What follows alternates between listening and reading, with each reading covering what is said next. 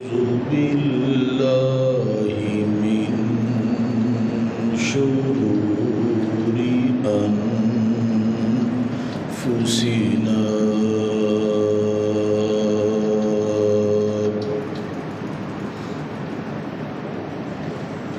ومن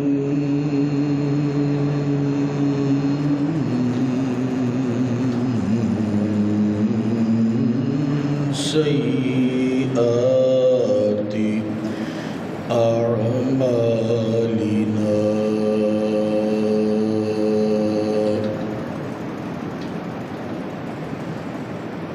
من يهده الله فلا مضل له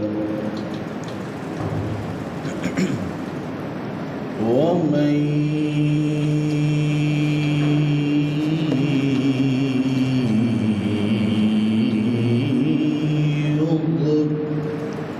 يضلله فلا هادي له ونشهد أن لا إله إلا الله وحده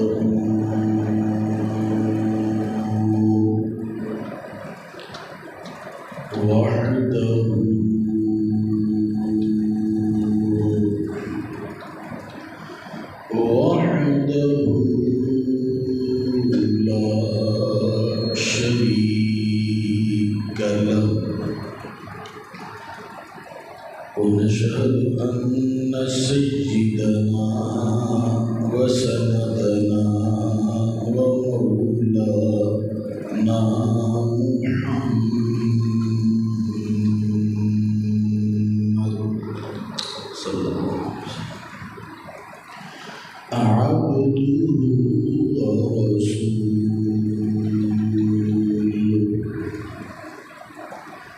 أما بعد فأعوذ بالله من الشيطان الرجيم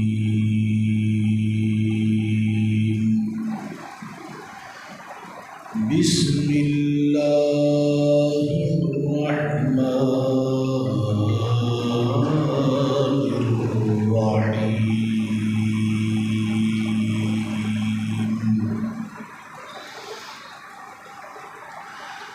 قال رسول الله صلى الله عليه وسلم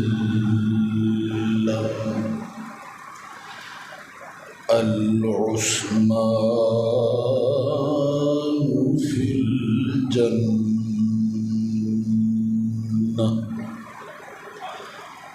آمنت بالله صدق الله مولانا العظيم وبلغنا رسوله النبي الأمين الكريم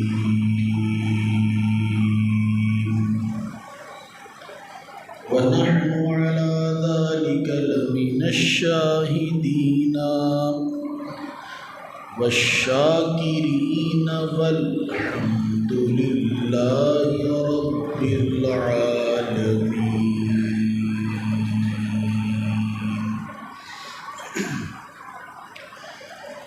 بڑی محبت، عقیدت اور الفت کے ساتھ پیارے آقا صلی اللہ علیہ وآلہ وسلم کی بابرکت ذات پر درود و سلام کا نذرانہ پیش کیجیے۔ الصلاۃ والسلام علیک یا سیدی یا رسول اللہ وعلى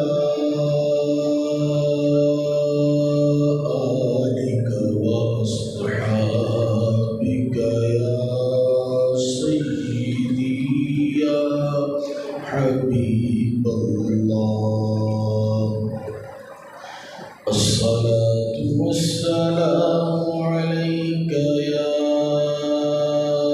إمام الأنبياء والمرسلين وعلى آلك وأصحابك يا جد الحسن والحسين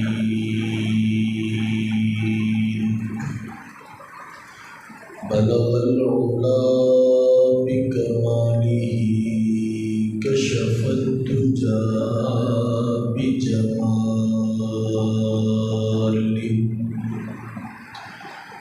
حسنت جميع خصاله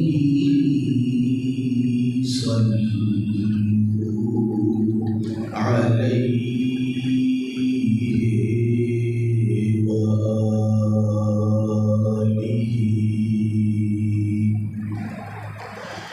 يا صاحب الجمال ويا سيد البشر من وجهك المنير لقد نور القمر لا يمكن الثناء كما كان حقه بعد الخدا قصة مختصر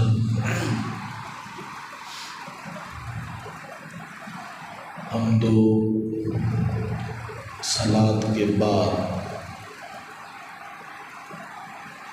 میرے دوستوں بزرگوں سامعین ناظرین 18 ذوالحج وہ اسلامی تاریخ کا سیاہ دن ہے جس دن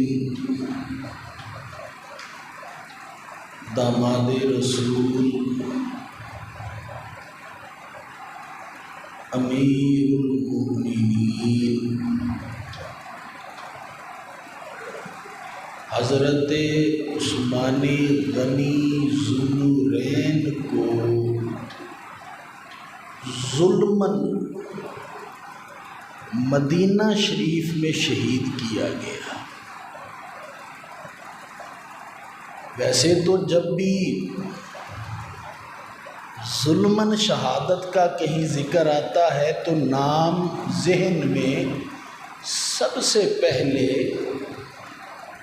سیدنا حسین رضی اللہ تعالی عنہ کا آتا ہے کہ 10 محرم کو کربلا میں ان کو ظلماً شہید کیا گیا۔ لیکن یارو تھوڑا سا اگر آپ تقابل کرو، ویسے تو ان ہستیوں کے تقابل بنتا ہی نہیں، لیکن اگر تھوڑا سا اگر سوچو، امام علی مقام کربلا جاتے ہیں، کربلا امام علی مقام کا گھر نہیں، مسلمانوں کا کیپٹل نہیں، دارالحکومت نہیں، بظاہر امام علی مقام جو ہیں وہ حاکم بھی نہیں، اور ادھر حضرت عثمان غنی ذوالنورین امیر المؤمنین بھی ہیں، داماد رسول بھی ہیں، اور وہ ہستی ہیں جنہوں نے آقا کریم صلی اللہ علیہ وآلہ وسلم سے ایک نہیں کئی دفعہ جنت خریدی۔ وہ حاکم وقت مسلمانوں کے کیپٹل مدینہ شریف میں موجود 40 دن محاصرہ کیا گیا۔ کوشش کی گئی کہ کوئی پانی، کوئی کھانے کی چیز عثمان تک نہ پہنچے، حاکم ہونے کے باوجود۔ اور پھر بھوکا پیاسا رکھ کر آپ کو شہید کیا گیا۔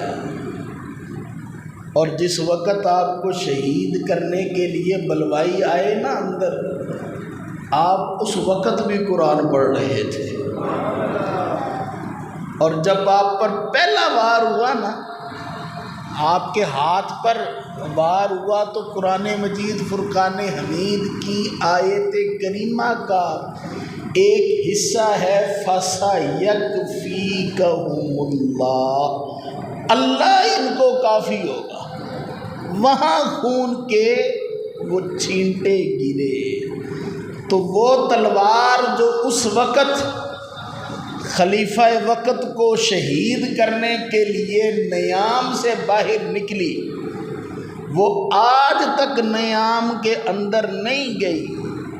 وقتاً فوقتاً ہمارے دلوں کو چھلنی کیا جاتا رہا ہے، کبھی شخصیات کو قتل کر کے، اور کبھی قرآن مجید فرقان حمید کی توہین کر کے، اور کبھی خود آقا کریم صلی اللہ علیہ وآلہ وسلم کے نامناسب گستاخانہ توہین امیز کارٹون شائع کر کر ہمارے دلوں کو چھلنی کیا جاتا رہا ہے۔ وجہ کیا ہے؟ مسلمانوں کی جو یکتا تھی نا، ایکتا، وہ ختم ہو گئی۔ اور جب مسلمانوں کی ایکتا ختم ہو گئی، پھر کفار کا جو جی چاہتا ہے وہ پھر ہمارے ساتھ کرتے ہیں۔ تو اسی دن کی مناسبت سے حضرت عثمان غنی ذوالنورین مظلوم مدینہ کی یاد میں چند باتیں عرض کروں گا۔ اللہ رب العزت سے دعا ہے کہ اللہ رب العزت میرا بولنا، آپ کا سننا اپنی بارگاہ میں قبول فرمائے۔ حضرت عثمان غنی ذوالنورین، آپ وہ شخص ہیں جنہوں نے 3 بندوں کے بعد اسلام قبول کر لیا تھا۔ گویا آپ اسلام میں چوتھے شخص ہیں۔ عبد الرحمن بن عوف اور ابو عبیدہ بن جراح، ان سے 1 دن پہلے آپ نے اسلام قبول کیا۔ آپ نے 1 دن پہلے ان سے سبقت کی۔ اور ان کے اسلام لانے کا محرک کیا تھا؟ وہ محرک کوئی اور نہیں بلکہ حضرت ابوبکر صدیق تھے۔ حضرت ابوبکر صدیق رضی اللہ تعالی عنہ نے ترغیب دی، آپ نے ان کی ترغیب پر آپ نے اسلام قبول کیا۔ اور آپ کو ذوالنورین بھی کہا جاتا ہے۔ ذوالنورین کی ایک وجہ تسمیہ یہ بھی بیان کی جاتی ہے کہ آپ نے کبھی زمانہ جاہلیت میں بھی شراب نہیں تھی پی۔ جس وقت سبھی شراب کے دلدادہ تھے، پانی اتنا استعمال نہیں ہوتا تھا جتنی شراب استعمال ہوتی تھی۔ حضرت عثمان نے اس وقت بھی شراب کو ہاتھ نہیں لگایا۔ زنا بھی کبھی نہیں کیا آپ نے، زنا عام تھا۔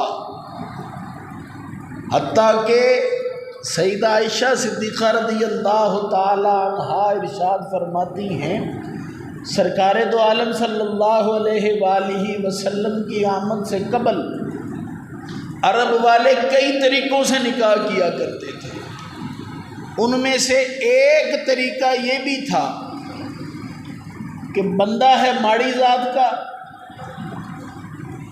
اب وہ چاہتا ہے کہ یار میں تو ماڑی ذات کا ہوں، میرا بچہ آگے کمزور ذات کا نہ ہو، اعلیٰ ذات کا ہو۔ تو وہ خامد کیا کرتا تھا، اپنی زوجہ کو کسی اعلیٰ خاندانی بندے کے پاس بھیج دیتا تھا کہ جاؤ وہاں تم رات رہو، اور بچہ جب پیدا ہوتا تھا تو وہ اعلیٰ خاندان کا مانا جاتا تھا۔ یہ بھی ایک طرح کا نکاح ہی تھا۔ تو حضرت عثمان غنی ذو النورین نے نہ کبھی اس طرح زنا کیا اور نہ ہی کبھی اس طریقے کے ساتھ زنا کیا، ہمیشہ زنا سے محفوظ رہے، چوری سے محفوظ رہے، زمانہ جاہلیت میں بھی محفوظ رہے، زمانہ اسلام میں بھی محفوظ رہے۔ اس وجہ سے ان کو ذو النورین کہا جاتا ہے، دو نوروں والا۔ اسلام قبول کر لیا۔ آپ کا ایک چچا تھا، مالدار تو تھے نا، شروع سے ہی مالدار تھے، اور یہ ایسے مالدار تھے کہ ننیال کی طرف سے دیکھو تب بھی مالدار ہیں، ددیال کی طرف سے دیکھو تب بھی مالدار ہیں۔ یعنی ہمارے زمانے میں جسے کہا جاتا ہے نا سونے کا چمچ لے کر پیدا ہونے والا، وہ خاصیت تھی ان میں۔ دونوں طرف سے دولت کی ریل پیل ہے، ماں کی طرف سے بھی باپ کی طرف سے بھی۔ تو چچا نے جب دیکھا نا کہ عثمان نے کلمہ پڑھ لیا ہے، جدا ہو گیا ہے، باقی معبودوں کو جھٹلا رہا ہے، اب چچا نے کیا کیا، حضرت عثمان غنی ذو النورین کو ایک ستون کے ساتھ باندھ دیا، کپڑے بھی اتروا لیے، اور کہا جب تک تو اسلام کو چھوڑ نہیں دیتا میں تجھے چھوڑنے والوں میں سے نہیں ہوں۔ ساتھ اذیتیں بھی دیتا تھا، تشدد بھی کرتا تھا۔ ذہن میں تو یہی تھا نا، سونے کا نوالا لے کر پیدا ہوا ہے، کبھی سختی دیکھی نہیں، 2-4 دن سختی کریں گے تو ٹھیک ہو جائے گا۔ لیکن چچا بھول میں تھا۔ یارو حضرت عثمان غنی ذو النورین کو جب بھی چچا تشدد کا نشانہ بناتا، نشانہ بنا کر صرف یہی کہتا کہ محمد کو چھوڑ دو، حضرت عثمان غنی ہر دفعہ یہی جواب دیتے، چچا تمہیں نہیں پتا یہ محمد نام میں کتنا سکون ہے، کتنی مٹھاس ہے۔ عثمان اپنی جان تو دے سکتا ہے لیکن دولت اسلام کو نہیں چھوڑ سکتا، اسے نہیں میں چھوڑنے والا۔ چچا نے جب دیکھا نا میرا کوئی بھی حربہ کارگر استعمال نہیں ہو رہا، اب عرب والوں میں ایک سب سے بڑی خوبی یہ تھی، عصبیت بہت تھی، کبھی کبھی عصبیت نقصان دیتی ہے اور کبھی کبھی فائدہ بھی دیتی ہے۔ تو ان کے ذہن میں یہی آیا، خیر ہے تو اپنا ہی بھتیجا نا، ہے تو خون تو اپنا ہی ہے نا، اپنے ہی قبیلے کا ہے نا، چلو اگر ہمارا نہیں ان کا ہو کر رہے، چلو جہاں رہے خوش رہے، چھوڑ دیا۔ حضرت عثمان غنی ذو النورین کو بعد میں حضرت ابوبکر صدیق جب لے کر آئے نا آقا کریم صلی اللہ علیہ وآلہ وسلم کے پاس، تو حضرت ابوبکر نے عرض کی آقا ایسے چچا نے مارا ہے، تشدد کیا ہے عثمان پر۔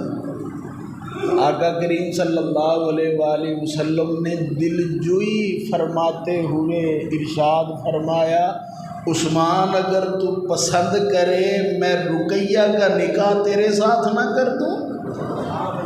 حضرت عثمان غنی ذو النورین بڑے خوش ہوئے، آہا دماد رسول بن گئے، واہ واہ کیا کہنے، قسمت پہ نازاں، شادی ہو گئی۔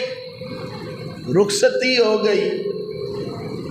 آقا کریم صلی اللہ علیہ وآلہ وسلم نے ارشاد فرمایا کہ عثمان ایسے کرو، مکہ کے حالات ٹھیک نہیں، تم ایسے کرو رقیہ کو ساتھ لو اور حبشہ ہجرت کر جاؤ۔ اب حضرت عثمان غنی ذو النورین نے اپنی زوجہ سیدہ رقیہ کو ساتھ لیا اور حبشہ کی طرف چل پڑے۔ آج کل کا زمانہ تو تھا نہیں کہ ادھر پہنچے ساتھ ہی فون کر دیا جی ہم پہنچ گئے ہیں، بلکہ آج کل تو جدید دور آ گیا ہے، اسٹیٹس لگا دیتے ہیں، سیلفی اپلوڈ کر دیتے ہیں جی ہم پہنچ گئے ہیں۔ الحمدللہ کا بھی اسٹیٹس لگ جاتا ہے کہ جی اسی خیر خیریت نال پہنچ گئے ہیں۔ اب وہاں تو ایسا تھا نہیں، اب وہاں سے خبر آنے میں دیر ہو گئی کہ حضرت عثمان غنی ذو النورین پہنچے ہیں نہیں پہنچے، ساتھ رقیہ بھی ہیں، کیا حالات ہیں، خبر نہیں پہنچی۔ اب آقا کریم صلی اللہ علیہ وآلہ وسلم روز اپنے گھر سے نکلتے ہیں، اس رستے کی طرف جا کر بیٹھ جاتے ہیں جو حبشہ سے آ رہا ہوتا ہے کہ کہیں مجھے کوئی خبر مل جائے، کوئی پتہ چل جائے۔ اچھا ذرا ایک بات بتاؤ، کیا رسول اللہ صلی اللہ علیہ وآلہ وسلم کو نہیں تھا پتہ کہ عثمان کس حالت میں ہے؟ پتہ تھا۔ ہمارا تو عقیدہ ہی یہی ہے نا، اول و آخر سب کچھ جانے، دیکھے بعید و قریب،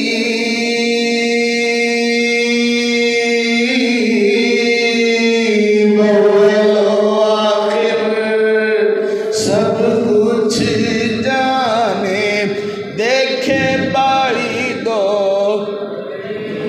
غیب کی خبریں دینے والا، غیب کی خبریں دینے والا، اللہ کا وہ حبیب نبی جی، اللہ اللہ اللہ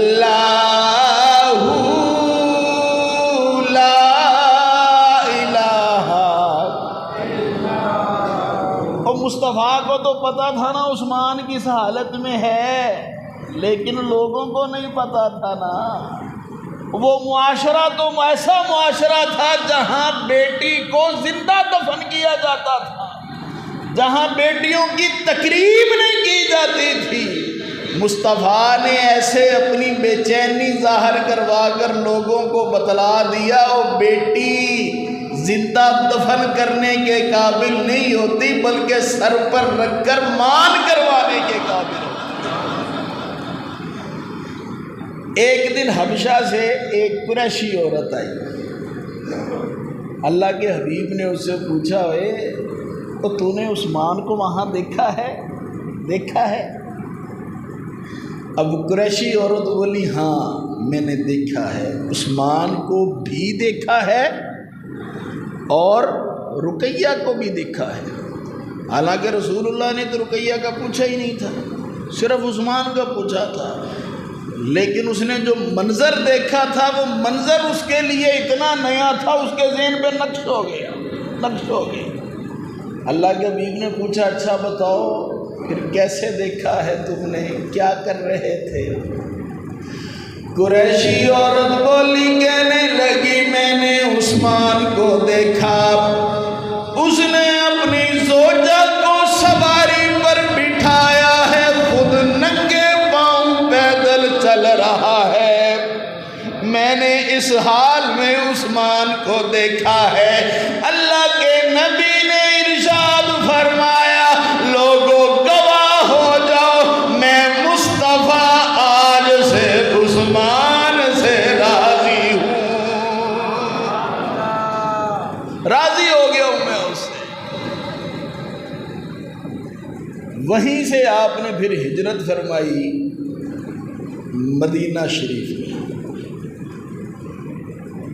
اور حضرت عثمان غنی ذو النورین، حضرت ابراہیم علیہ السلام اور حضرت لوط علیہ السلام کے بعد وہ پہلے شخص تھے جنہوں نے اپنی بیوی کے ساتھ ہجرت کی۔ اس سے پہلے کبھی کسی نے بیوی کے ساتھ ہجرت نہیں کی تھی۔ مدینہ شریف آ گئے، بدر کا شور اٹھا،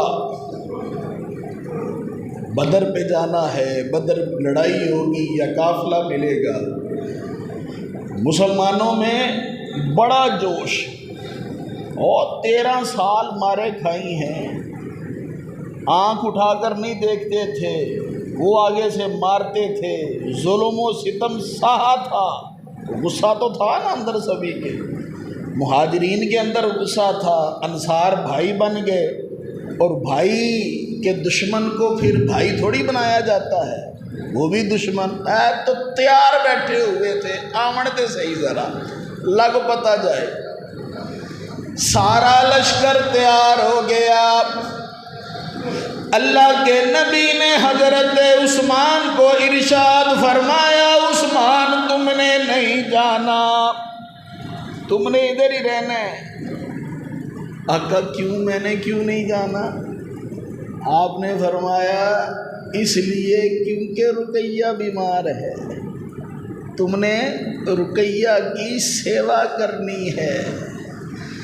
حضرت عثمان نے عرض کی، یا رسول اللہ، یا حبیب اللہ، بدر جا رہے ہیں، شاید اسلام کی پہلی جنگ ہو جائے، میں نہیں چاہتا کہ پہلی جنگ ہو اور عثمان کا نام اس میں شامل نہ ہو۔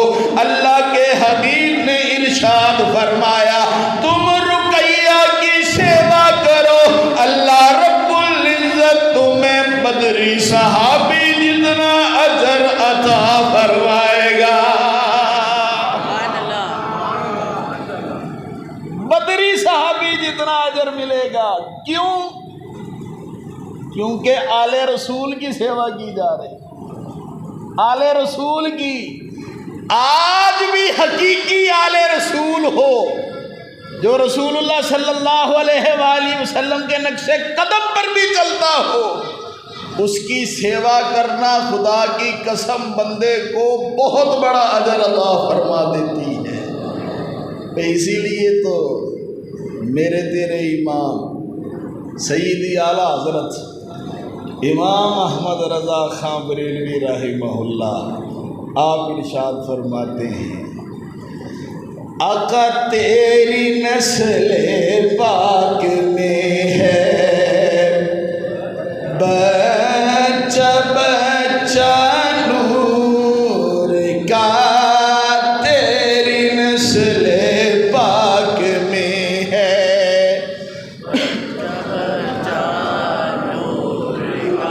تیری نسل پاک میں ہے بچہ بچہ نور کا، تیری نسل پاک میں ہے بچہ بچہ نور کا، تو ہے نور تیرا، اوے تو ہے نور تیرا، سب گھرانہ نور کا، تو ہے نور تیرا، سب گھرانہ۔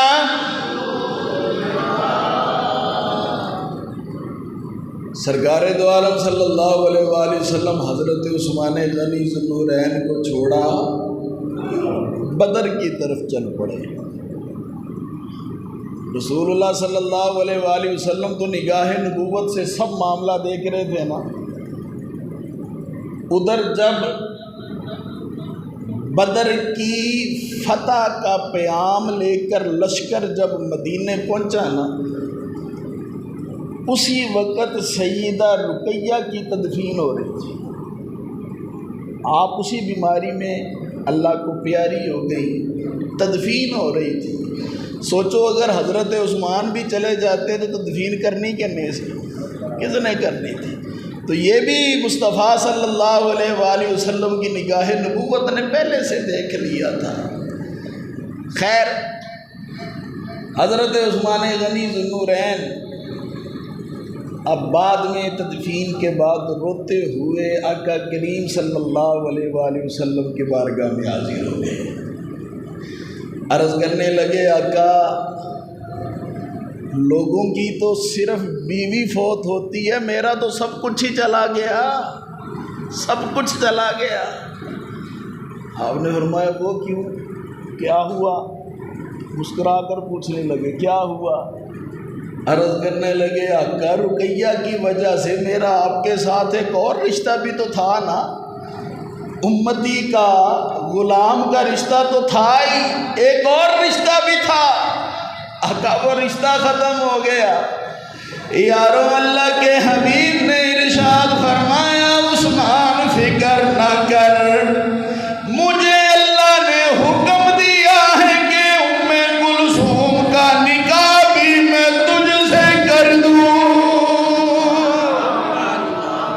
فکر نہ کر، یہ جو رشتہ ہے نا یہ ٹوٹے گا نہیں بلکہ ابھی یہ برقرار ہے رشتہ۔ تو دو صاحبزادیوں کا نکاح یکے بعد دیگرے حضرت عثمان غنی ذو النورین سے ہوا، اسی وجہ سے بھی آپ کو ذو النورین کہا جاتا ہے، دو نوروں والا۔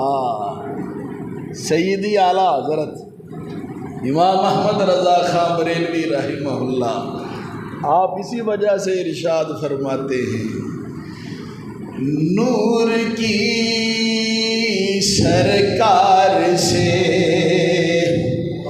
پایا دو شالہ نور کا، نور کی سرکار سے پایا نور کی سرکار سے پایا دو شالہ نور کا، نور کی سرکار سے پایا دو شالہ نور کا،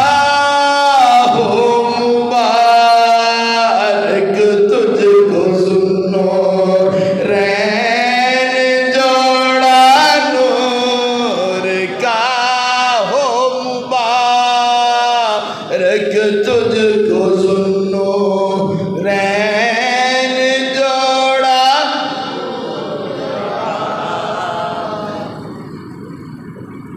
اللہ رب العزت نے ایک قاعدہ مقرر کیا ہے، کل نفس ذائقۃ الموت، کہ جو جان بھی آئی ہے اس نے جانا تو ہے، سدا تو کسی نے نہیں رہنا۔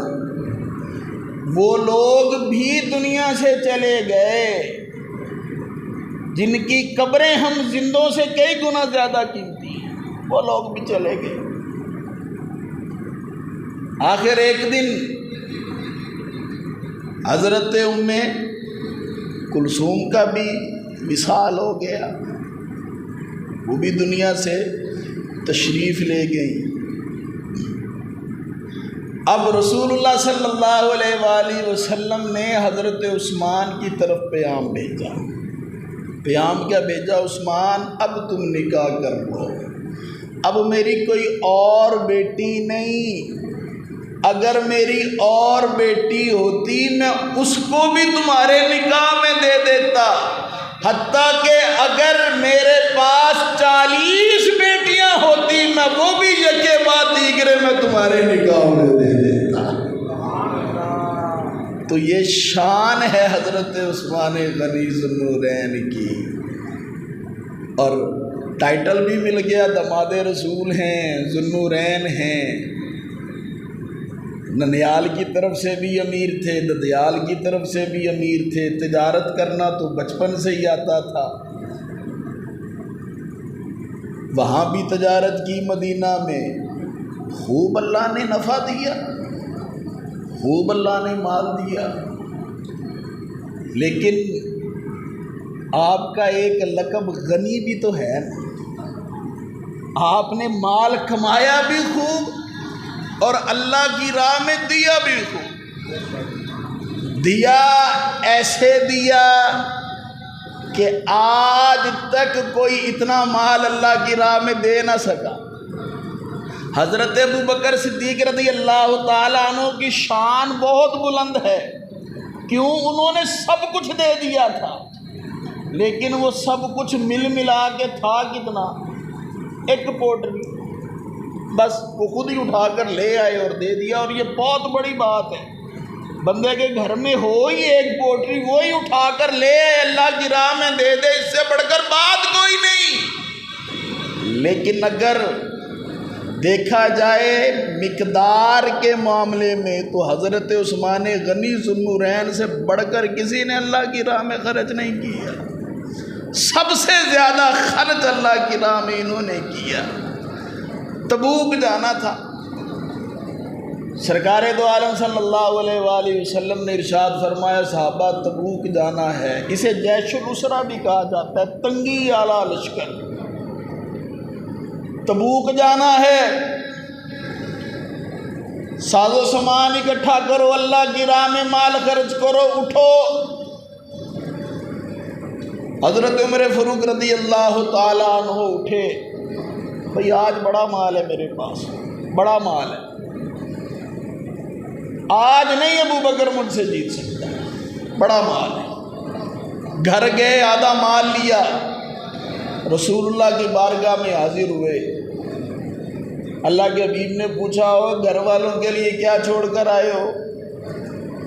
حضرت عمر فاروق رضی اللہ تعالیٰ عنہ نے عرض کی آقا آدھا مال چھوڑ کر آیا ہوں، آدھا مال چھوڑ کر آیا ہوں۔ یہاں پر حضور سیدی سندی مرشدی و ابی قبلہ امام المناظرین ایک بڑی مزے کی بات کیا کرتے تھے، وہ فرماتے تھے یار چندے ہم بھی اکٹھے کرتے ہیں، باقی لوگ بھی اکٹھے کرتے ہیں، کبھی ایسا ہوا کہ چندے کی اپیل کی گئی ہو، ایک بندہ 10 روپے لے کر آئے اور آگے سے سٹیج پر بیٹھا، مائک پر بیٹھا بندہ پوچھے اے 10 تے تو مینوں دیتے نے، 10 تیری جیب جو باقی کنے؟ کبھی ایسا ہوا ہے؟ کوئی بھی نہیں پوچھتا، بس بارک اللہ جزاک اللہ، بس وصول کیے۔ رسول اللہ نے حضرت عمر سے کیوں پوچھا گھر کیا چھوڑ کر آئے ہو، گھر کیا چھوڑ کر آئے ہو؟ وہ اس لیے پوچھا تھا کیونکہ مصطفیٰ نے نگاہ نبوت سے عمر کے دل میں جھانک لیا تھا۔ عمر یہ سوچ کر جا رہے ہیں کہ آج میں ابو بکر سے بڑھ جاؤں گا۔ اس کے بعد جب ابو بکر گھر کا سارا مال لے کر آئے نا، اللہ کے حبیب نے عمر کے سامنے پھر پوچھا ابو بکر گھر میں کیا چھوڑ کر آئے ہو؟ حضرت ابو بکر صدیق نے عرض کیا یا رسول اللہ گھر میں اللہ کو چھوڑ آیا ہوں، اللہ کے رسول کو چھوڑ آیا۔ تو اللہ کے حبیب حضرت عمر کو یہ بتلانا چاہ رہے تھے عمر تم جتنا مرضی خرچ کر لو، میرے ابو بکر کے مقابل نہیں تم آ سکتے، اس سے نہیں تم جیت سکتے۔ اسی جگہ پر حضرت عثمان غنی ذوالنورین بھی کھڑے ہوئے۔ حضرت عمر کتنا مال لائے تھے؟ آدھا مال، 2 غلام کہتے ہیں وہ ساتھ آدھا مال لے کر آگے تھے۔ اب اس کے بعد حضرت عثمان کھڑے ہوئے، حضرت عثمان نے عرض کی آقا 300 اونٹ بما ساز و سامان، 300 اونٹ بھی، ساتھ اس کے سامان بھی، یہ سارا کا سارا آپ کا غلام عثمان دے گا۔ اللہ کے بھی بڑے خوش ہوئے، واہ 300 اونٹ ماشاءاللہ۔ آج کل کے زمانے میں اگر حساب لگایا جائے، قربانی تازہ تازہ گزری ہے، ایک اونٹ کتنے کا تھا؟ 6 لاکھ کا، 4 چلو 3 لاکھ بھی لگا لو تو 300 اونٹ کتنے کے بنے؟ میرا تو حساب ہی مک گیا، کتنے؟ 90 کروڑ بنا، 90 کروڑ۔ کوئی سوچ سکتا ہے ایک ہی محفل میں 90 کروڑ اللہ کی بارگاہ میں ایسے دے دے؟ آج کل کے دور میں نہیں کوئی سوچ سکتا، دینا تو بہت دور کی بات ہے، سوچ بھی نہیں آتی۔ آقا کریم صلی اللہ علیہ وآلہ وسلم نے پھر اعلان کیا، صحابہ دور جانا ہے، اٹھو اللہ کی راہ میں مال خرچ کرو۔ حضرت عثمان پھر کھڑے ہو گئے، پھر آپ نے کہا آقا 300 پہلے، 300 مزید، 600 اونٹ بما ساز و سامان یہ عثمان دے گا۔ آقا کریم صلی اللہ علیہ وآلہ وسلم بڑے خوش ہوئے، لیکن پھر فرمایا صحابہ اٹھو اللہ کی راہ میں دو، تبوک بہت دور ہے، گرمیوں کے دن ہیں، پیدل نہیں چلا جانا، اٹھو اللہ کی راہ میں مال خرچ کرو۔ یارو اب حضرت عثمان غنی ذوالنورین پھر کھڑے ہو گئے، عرض کرنے لگے یا رسول اللہ یا حبیب اللہ، 600 اونٹ بما ساز و سامان میں نے پہلے عرض کر دیے، پورا 1000 اونٹ بما ساز و سامان یہ عثمان اللہ کی راہ میں دیتا ہے، ساتھ 10,000 اشرفیاں بھی دیتا ہوں۔ اور وہ 10,000 اشرفیاں حضرت عثمان غنی نے لا کر نہ مصطفیٰ کی جھولی میں رکھی۔ اب مصطفیٰ کی جھولی میں 10,000 اشرفیاں ہیں، اور مصطفیٰ کیا کر رہے ہیں؟ وہ اشرفیوں کو پکڑتے ہیں، یوں اوپر کرتے ہیں، پھر نیچے پھینکتے ہیں ایسے، اور ساتھ ساتھ ارشاد فرماتے جاتے ہیں یا اللہ میں عثمان سے راضی ہوں، تو بھی عثمان سے راضی ہو جا۔ گویا مصطفیٰ بھی ہمیں یہ سبق دے رہے تھے، خدا کی رضا چاہتے ہیں دو عالم، خدا کی رضا چاہتے ہیں، خدا کی رضا چاہتے ہیں دو عالم، خدا چاہتا ہے رضائے محمد، خدا چاہتا ہے رضائے۔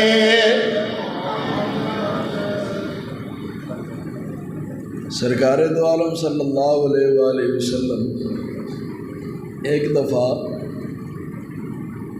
گھر تشریف لائے، سیدہ عائشہ صدیقہ رضی اللہ تعالی عنہا سے پوچھا عائشہ گھر میں کچھ کھانے کو ہے؟ سیدہ عائشہ صدیقہ رضی اللہ تعالی عنہا نے عرض کیا، یہ حدیث کے الفاظوں پر غور کیجئے گا، یہ جو شرک کے ہم پر فتوے لگاتے ہیں نا، یہ ذرا غور کیجئے گا۔ سیدہ عائشہ صدیقہ نے عرض کیا آقا اگر آپ ہمیں نہ دیں تو ہمیں کہاں سے آئے؟ آپ ہمیں دیں گے تو ہمارے پاس ہوگا نا، ویسے تو نہیں ہے نا ہمارے پاس۔ اچھا گھر میں کچھ بھی نہیں ہے؟ آقا کریم صلی اللہ علیہ وآلہ وسلم گھر سے باہر تشریف لے گئے، مسجد میں چلے گئے، اور یہ ہم لوگوں کے لیے ایک سبق بھی ہے مسجد میں گئے، کبھی اس جگہ آپ نفل پڑھ رہے ہیں، کبھی اس جگہ نفل پڑھ رہے ہیں، کبھی اس جگہ نفل پڑھ رہے ہیں۔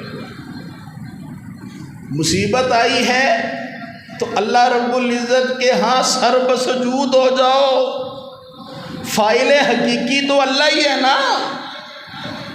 تو یہ مصطفیٰ ہمیں یہ تعلیم دے رہے ہیں۔ رسول اللہ ادھر نماز پڑھ رہے ہیں، ادھر حضرت عثمان غنی ذو النورین آپ کسی کام کی وجہ سے رسول اللہ کے گھر تشریف لائے۔ دروازہ کھٹکھٹایا، اندر آنے کی اجازت چاہی۔ سیدہ عائشہ ارشاد فرماتی ہیں کہ میں نے پہلے تو سوچا کہ منع کر دوں، اجازت نہ دوں، کہہ دوں کہ رسول اللہ گھر میں نہیں ہے، جائیے۔ پھر میں نے سوچا یہ تو اغنیاء میں سے ہیں، مالدار صحابی ہیں، ہو سکتا ہے اللہ نہیں بھیجا ہو۔ تو میں نے دروازہ کھولا اور حضرت عثمان مجھ سے پوچھنے لگے، اماں جی رسول اللہ کہاں ہیں؟ میں نے کہا وہ تو مسجد ہیں، باہر گئے ہیں، کچھ دیر پہلے آئے تھے، کھانے کا پوچھ رہے تھے، کیونکہ 4 دن ہو گئے ہیں گھر میں چولہا نہیں جلا، 4 دن ہو گئے۔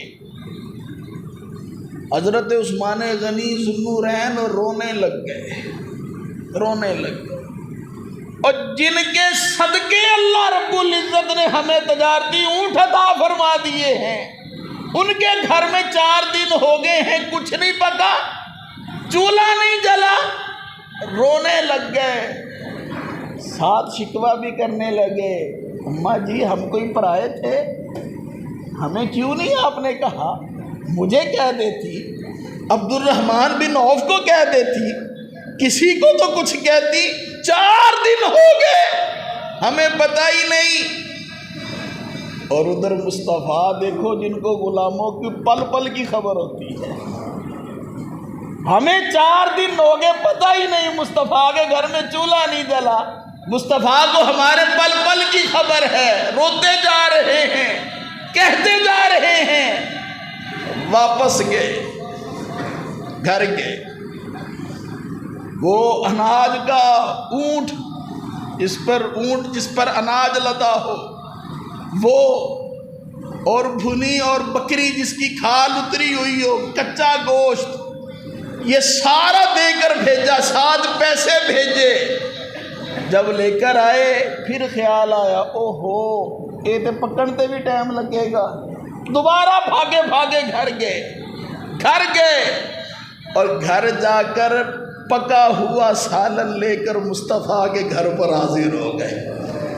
عرض کرنے لگے، اماں جان یہ رکھ لیجئے اور میرے سے وعدہ لیجئے کہ آئندہ اگر کبھی ایسی صورتحال بنی آپ اپنے بیٹے عثمان کو ضرور بتلائیں گے۔ رسول اللہ صلی اللہ علیہ وآلہ وسلم باہر سے تشریف لائے نا، آپ نے پوچھا عائشہ ہاں کوئی آیا تھا کوئی؟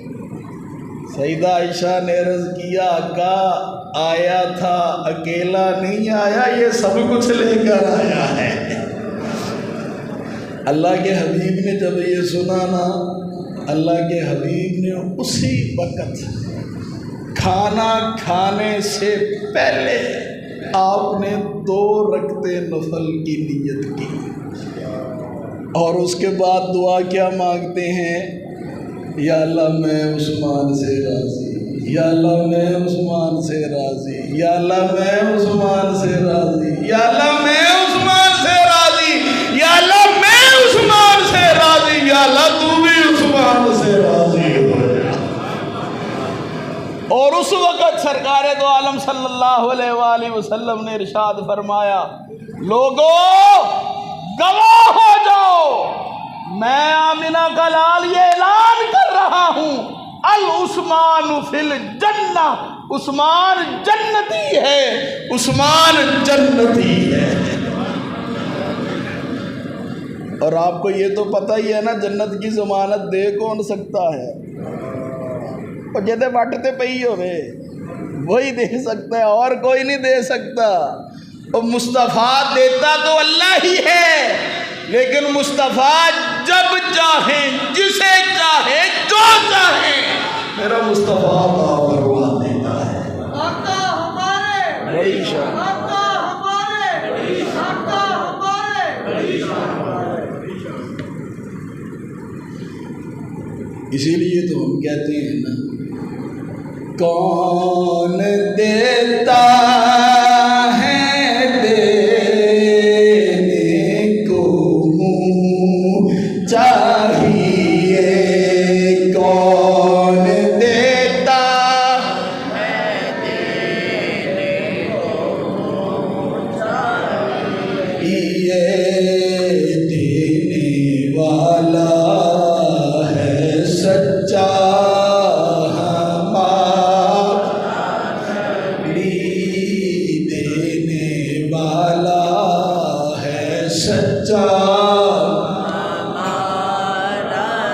سرکار دو عالم صلی اللہ علیہ وآلہ وسلم کے پاس ایک دفعہ ایک اعرابی آ گیا۔ رسول اللہ صلی اللہ علیہ وآلہ وسلم کی ذات وہ ذات ہے جہاں دل جوڑے جاتے ہیں، چاہے قیمت کچھ بھی کیوں نہ ہو، دل جوڑے جاتے، توڑے نہیں جاتے۔ اعرابی آ گیا، یا رسول اللہ میرا دل ٹوٹ گیا۔ کیا ہوا؟ دل کیوں ٹوٹا تمہارا؟ یا رسول اللہ میرا گھر ہے، دیوار ہے، میرا ہمسایہ ہے نا، اس کے بالکل ادھر کر کے ایک درخت لگا ہوا، اس کے درخت کی شاخیں اوپر ہیں، کچھ میرے گھر کی طرف ہیں، کچھ ادھر ہیں، پھل لگتا ہے، پھل نیچے گرتا ہے، میرے بچے ہیں چھوٹے وہ کھا لیتے ہیں، میرے بچے کھا لیتے ہیں تو میرے ہمسایوں کو پتہ چلتا ہے تو بڑا غصہ کرتے ہیں۔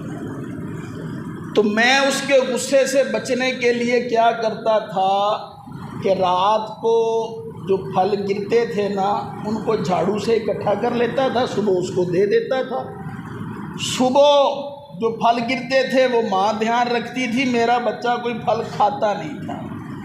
لیکن آج کیا ہوا یا رسول اللہ، آج پھل گرا، ماں کے جانے سے پہلے بچے نے وہ پھل اٹھایا، کھجور اٹھائی، منہ میں ڈال لی۔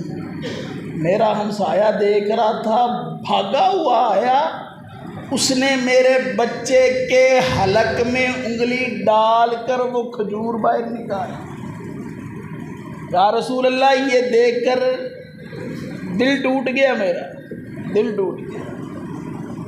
ویسے مانگ لیتا، چلو بچے نے کھا لی تھی، اجرت لے لیتا، معاوضہ لے لیتا، اس نے بچے کے حلق سے انگلی ڈال کر نوالا چھین لیا، میرے دل کو دکھ ہوا۔ اللہ کے حبیب صلی اللہ علیہ وآلہ وسلم کا دریائے رحمت جوش میں آپ نے فرمایا، ہے کوئی بندہ جو یہ درخت خرید کر اس کے بچوں کے نام کر دے، میں مصطفیٰ اسے جنت عطا فرما دوں گا؟ ہے کوئی بندہ؟ حضرت عثمان غنی فوراً کھڑے ہو گئے، آقا میں جاتا ہوں۔ آپ گئے، جا کر اس کو کہا، ہاں بھائی درخت بیچنا ہے درخت اپنے گھر کا۔ کہنے لگا، بھائی عثمان تمہیں درخت کی کیا ضرورت، تمہارے تو اپنے باغات ہیں، تمہیں اس کی کیا ضرورت پڑ گئی؟ آپ نے فرمایا، ضرورت چھوڑو، بس بتاؤ بیچنا ہے کہ نہیں؟ آپ کو بھی پتہ ہے گھر میں کوئی مالدار سامنے آ جائے نا کوئی ڈیل لے کر تو ریٹ خود بخود بڑھ جاتے ہیں۔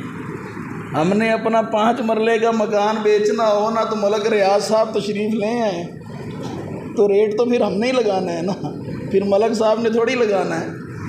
تو اس نے دیکھا بھائی عثمان آ گئے ہیں تو ریٹ تو ہن میری مرضی کا لگے گا۔ اب اس نے ریٹ کیا لگایا؟ کہنے لگا، عثمان مدینہ میں تمہارے جو بہترین نفع دینے والے 10 باغ ہیں نا وہ میرے، یہ درخت تمہارا۔ 10 باغ جو بہترین پھل دیتے ہیں وہ میرے نکاح جا تیرا۔ اب ہے کوئی عقل میں سمجھ میں آنے والی بات ہے یہ؟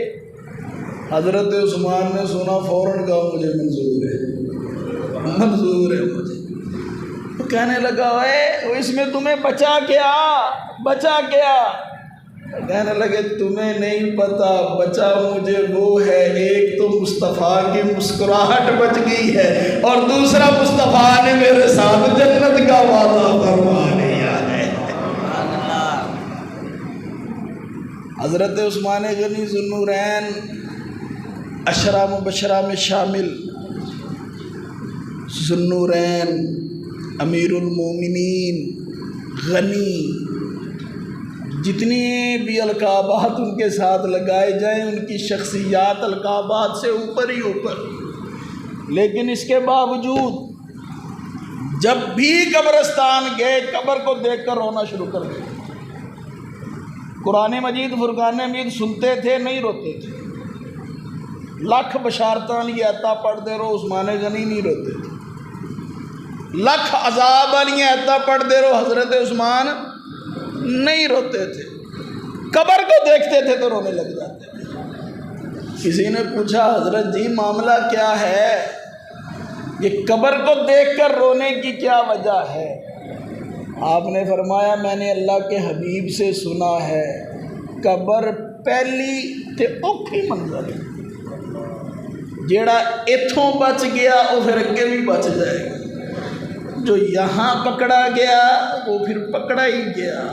تو آپ قبر کو دیکھ کر روتے تھے اور اتنا روتے تھے، اتنا خوف خدا ان کے دل میں تھا۔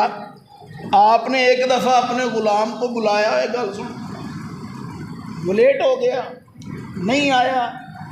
حضرت عثمان تھے تو انسان ہی نا، غصہ بھی آ گیا۔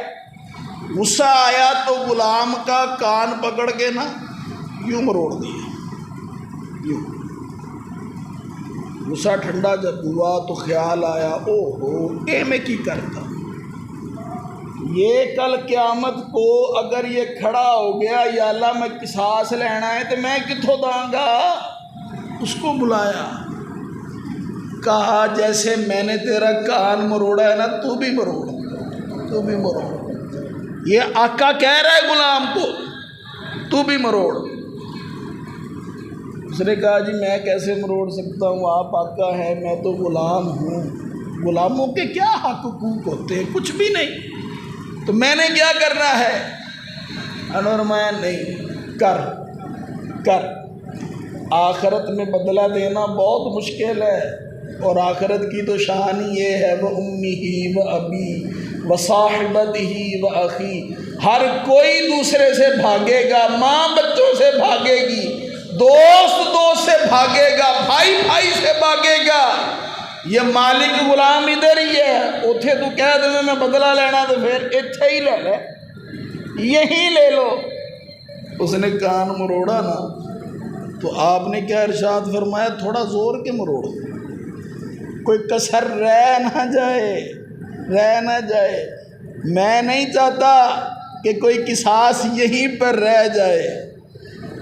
تو آپ کے دل میں خوف خدا بے پناہ تھا، اور آقا کریم صلی اللہ علیہ وآلہ وسلم کے لیے ممبر بنایا گیا تھا، یہ آپ سبھی جانتے ہیں۔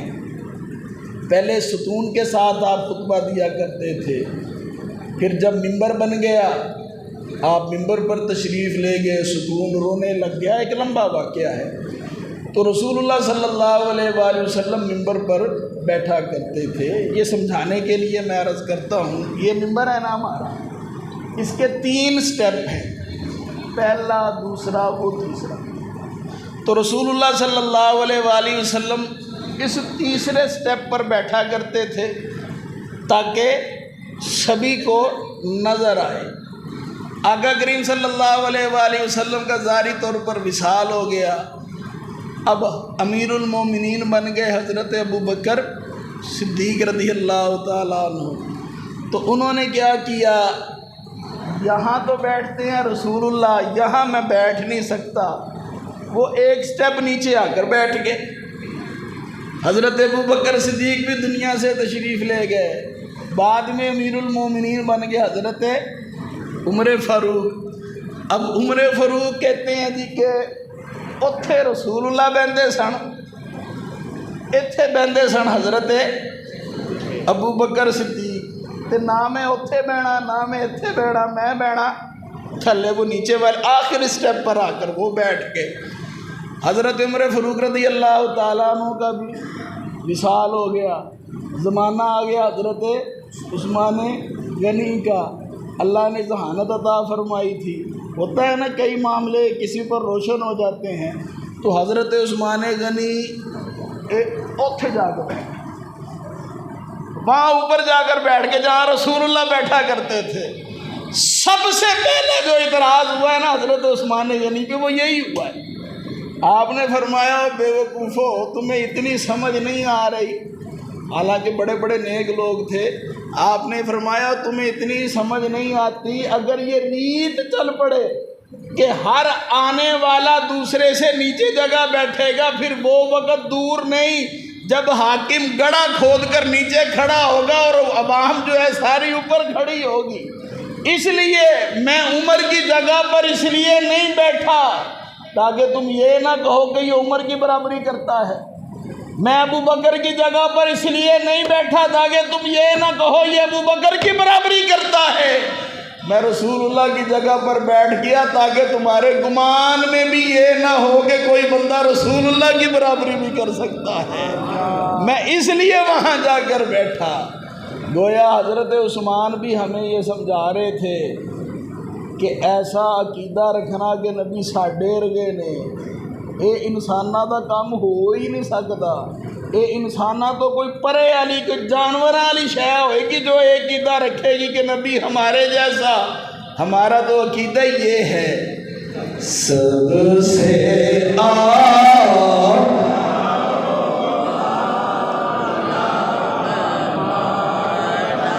نبی سب سے بالا،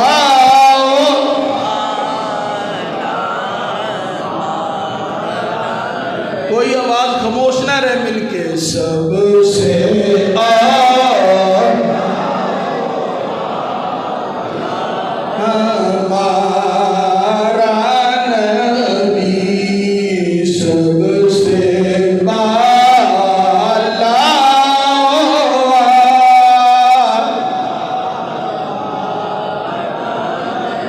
خلق سے اولیاء،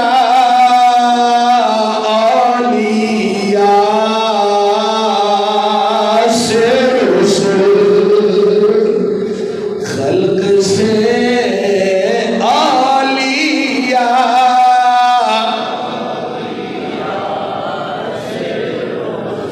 خلق سے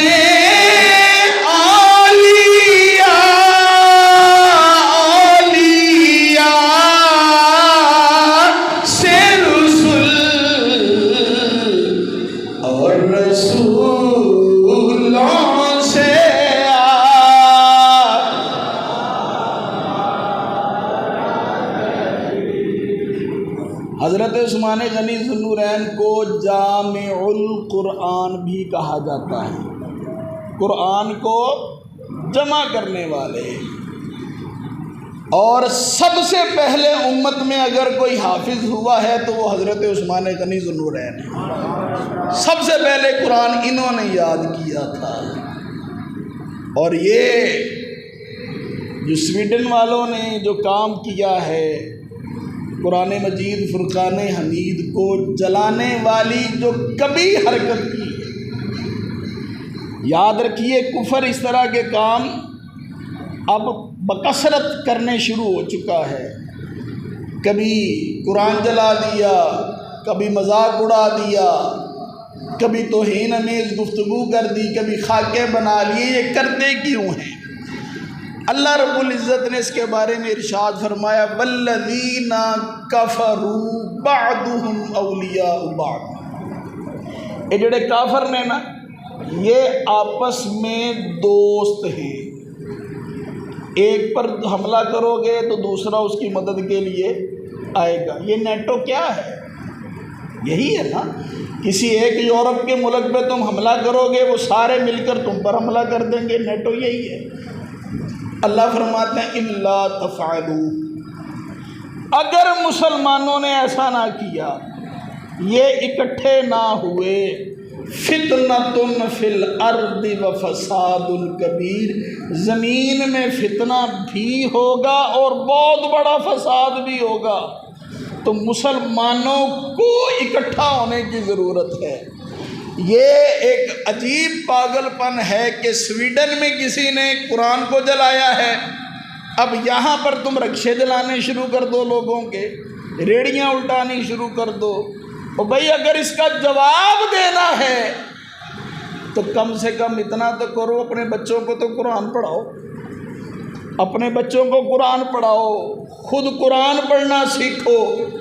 یہ نیت کر لو کہ ہم نے امت کے ایک قرآن کے بدلے میں 10 لاکھ بچوں کو حافظ بنانا ہے، یہ عہد کر لو، اور کوشش کر کے 1 لاکھ سویڈش بچیاں بھی قرآن پڑھانا ہے۔ یہ نیت کر لو، یہ عہد کر لو، خدا کی قسم جس دن ایک قرآن جلانے کے بدلے میں لاکھ سویڈنوں نے قرآن پڑھنا شروع کر دیا نا، خدا کی قسم انقلاب آ جائے گا، یہ حرکتیں رک جائیں گی۔ لیکن اس سے پہلے ہمیں اپنے آپ کو سدھارنا ہے، اپنے آپ کو ٹھیک کرنا ہے۔ ہم نے سب سے پہلے خود اس کو پڑھنا ہے، خود پڑھنا ہے۔ ابھی تو ہم نے اس کو لپاٹ کر ہے، بہترین سے خوشبوئیں لگا کر رکھا ہوا ہے نا، کہ بس جب ضرورت ہوئی اس وقت نکال لیں گے۔ اور ضرورت بھی ہمیں کب پیش آتی ہے؟ جب بیٹی کی شادی کرنی ہوتی ہے، اس وقت بس اس کے وہ بھی لپاٹا اس کے سر پر رکھ کر اس کو بھیج دیتے ہیں، وہ بھی کرما علی گھر جا کے سورے دو اتنے کر کے رکھ دیں، اللہ اللہ تو خیر صلی اللہ۔ بھائی قرآن کا مقصد پورا ہو گیا۔ قرآن اس لیے نہیں آیا، قرآن اس لیے آیا ہے کہ تاکہ تم اس کو پڑھو، پھر اس پر عمل بھی کرو، اور جب تم قرآن کو تھامے رکھو گے پھر خدا کی قسم یہ دنیا بھی تمہاری ہے، یہ آخرت بھی تمہاری ہے۔ اللہ رب العزت ہر اس زبان کو سلامت رکھے جو قرآن کی حفاظت کے لیے بولتی ہو۔ وآخر دعوانا ان الحمد